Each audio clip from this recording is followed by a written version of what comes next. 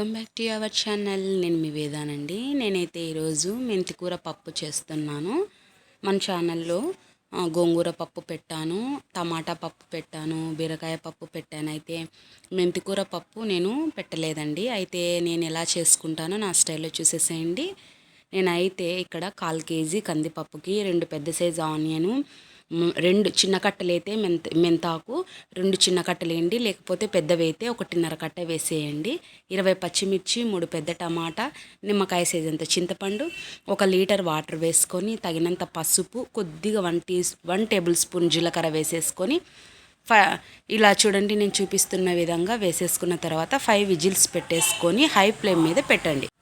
చూడండి నేను చూపించిన విధంగా ఇలాగా 5 విజిల్స్ పెట్టేసుకున్న తర్వాత ఇలాగా అంతా రుబ్బుకొని, చూడండి నేను ఇలాగ పప్పు గిత్తి తీసుకొని తగినంత సాల్ట్ వేసేసుకొని రుబ్బుకుంటున్నాను.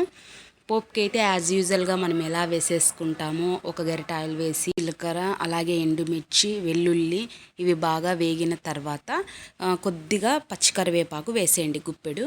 ఇలా వేసుకున్నాక వేడివేడి పోపుని అందులో వేసేసుకొని ఇప్పుడు సిమ్లో పెట్టుకొని గట్టి పడేంత వరకు ఉడికించుకోనండి ఫ్రెండ్స్. ఎందుకంటే లిక్విడ్గా ఉంటే మెంతికూర పప్పు బాగుండదండి, అందుకని నేను ఇలా చేసుకుంటున్నాను. మరి ట్రై చేయండి, ఎలా వచ్చిందో కమెంట్ చేయండి. నా వీడియోలు నచ్చినట్లయితే లైక్ చేయండి, షేర్ చేయండి, సబ్స్క్రైబ్ చేయండి ఫ్రెండ్స్.